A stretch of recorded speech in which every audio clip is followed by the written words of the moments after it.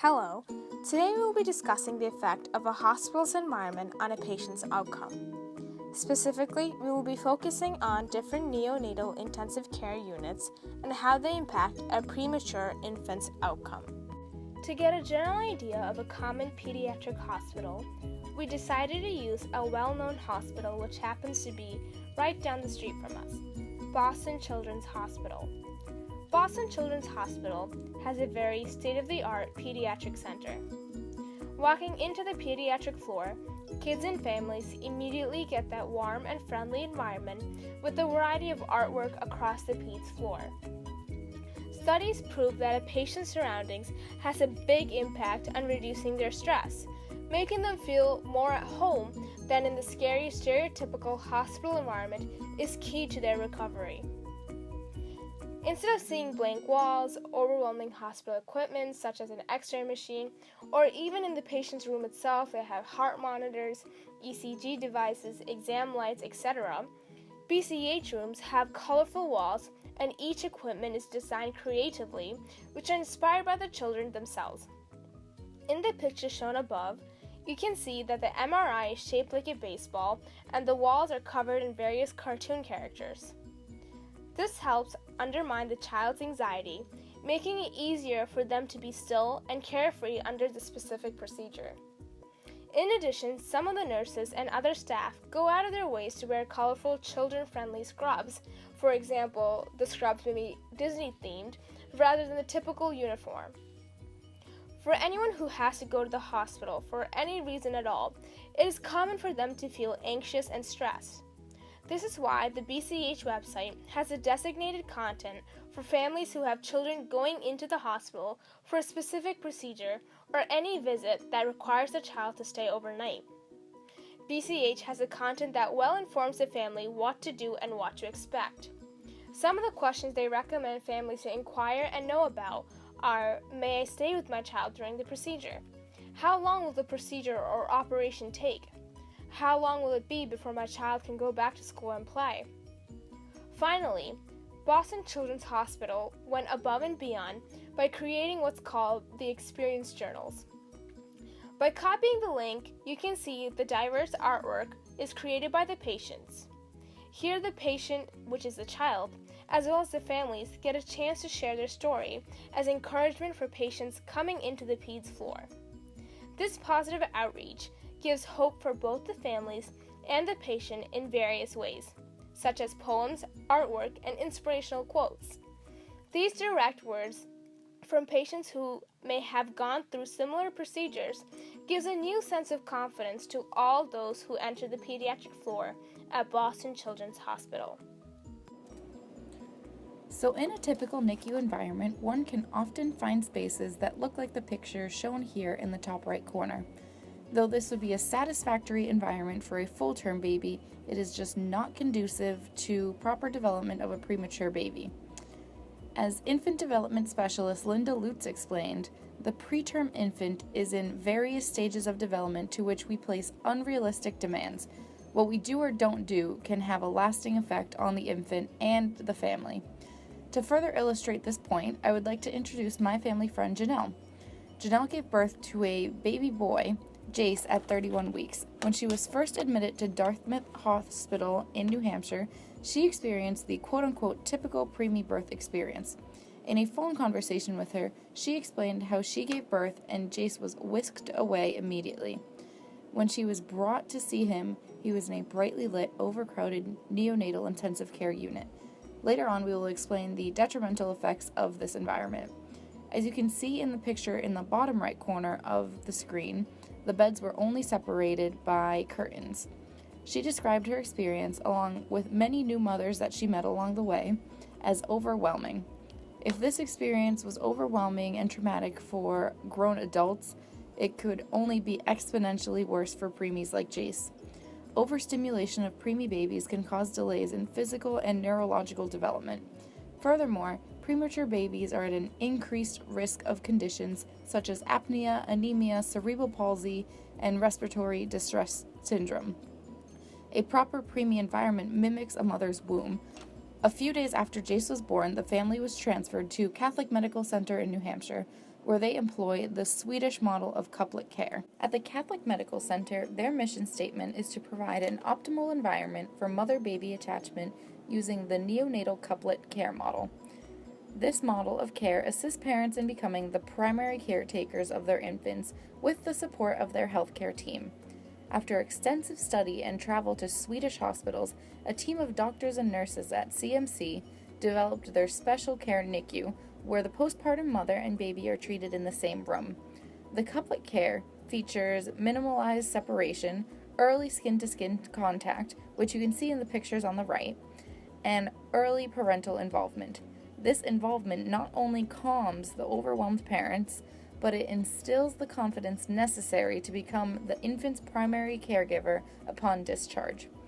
When corresponding with Jen Barr, a nurse that works at this hospital, she explained that after having worked in both styles of NICUs, the babies staying in single-family rooms with their mothers have amazed her by requiring less medication and by having shortened hospital stays. This suggests that hospital environments do, in fact, have a strong influence on a patient's outcome. Now we move on to learn about the neurological effect on newborns and premature infants. The womb is naturally built so that the fetus can survive. The amniotic fluid is the key to the fetus's existence. The fetus is oxygenated and the waste is disposed of by the mother, and both the psychological and nutritional needs are fully met. The psychological needs are met through the mother in the way that the fetus can hear the mother's voice, her heartbeat giving assurance of a life outside the tiny cocoon that the fetus lives in. In addition, the fetus is in a warm and well-protected environment. The little light that passes through the mother's abdomen conditions the baby to the day and night cycle. As the mother moves throughout her day, the movement allows the fetus to be vestibularly and proprioceptively stimulated. By 24 weeks, the fetus should be able to bring the hands to the mouth, allowing sucking and swallowing movements. At 32 to 34 weeks, the previous movements allow the infant for oral feeding. And the coordination of respiration is achieved by infants beyond 37 weeks, however, it is post-conceptional age. With all this protection inside the womb, when the fetus comes into the world, it has to make drastic changes to learn for itself how to do all of what the womb had already done. Premature infants live in the neonatal intensive care, also known as the NICU, where they receive the necessary nutrition through a nasogastric tube or a vein. The oxygen needs are met through a ventilator attached to a nasal tube. To stay warm, the infant places in an incubator. All of this is presented in pictures above. The infant's surroundings exposes various sounds such as human voices, machine noises, alarms, etc.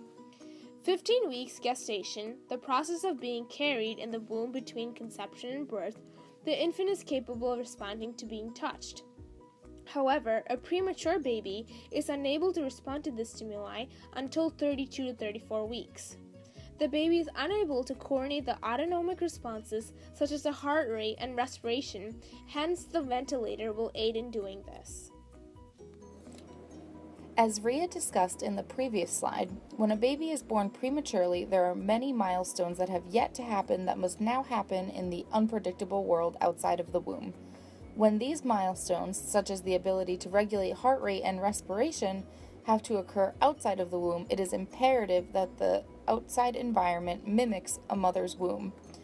When the infant is in an unfriendly NICU, one that is too loud or too bright, the baby is under an exorbitant amount of stress. Toxic stress can alter brain growth and shorten a baby's lifespan. Premature babies often exhibit developmental delays, such as starting to walk later or teething later, but vision problems and some neurological delays can be caused by overstimulation that is often seen in typical NICUs. Retinopathy of prematurity is a disease that occurs almost exclusively in preemie babies. It causes abnormal blood vessels to grow in the retina, which is the layer of nerve tissue in the eye that enables us to see. This growth can cause the retina to detach from the back of the eye, leading to blindness. When in the womb, babies are exposed to roughly 1 to 2% of the light that we see day to day. So when a baby is born prematurely, it has not yet developed the ability to handle 100% of the light in the outside world. Ideally, a good NICU would minimize the amount of light produced but often it is not possible. Similarly, excessive noise causes stress to a preemie. At any given moment, a preemie could be hooked up to an oxygen machine, a heart monitor, and feeding tubes. This does not even include the noise of parents, doctors, nurses, and potentially other families being in the same room. It all adds up. Unfortunately, the overstimulation of premature babies outside of the womb can have negative impacts on their future development. Their environment with regards to light, sound, and other stimulus exposure can play a role in these delays. How can we improve the environment for the infant? Please refer to the definition of the systems as we go on to explain this. Nowadays, when the infant is well enough and has adapted to its setting, cuddling or the kangaroo care increases the progressiveness of the infant's psychological health. This skin-to-skin touch allows the baby to create a strong bond, especially with the mother, for the infant is already familiar with the mother. The deprivation of this contact will result in a delay of development and stimuli. Also, the baby needs rest to grow, and overstimulation of the tactile system causes stress and the baby wastes extra energy. For the vestibular system, the nurses can plan out small and slow routines for the infant. Also, certain resting positions that the infant is in and while the infant is being handled can make a positive difference. The spacing of the incubators will also aid in the development of the baby's orientation. You should spread them apart instead of having all the incubators close together. Moving on to the gustatory system, keeping an eye out for items being placed in the infant's mouth while in the NICU can minimize negative effects. Also, providing a larger amount of time to adjust to the different tastes allow the baby's gustatory system to develop more properly. In a similar manner, the baby's olfactory system can be improved by paying close attention to the individual babies and its olfactory stimuli in the NICU. Clearly, all the infants in the NICU are different, and treating them all with a different sense of smells at the same time will do no good.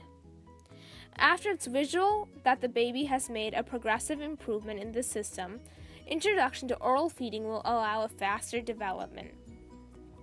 As per the auditory system, decreasing the general noise level in the NICU itself and around the baby will allow a more positive development. So nurses should limit their conversation in the NICU and speak at a very soft level towards the baby.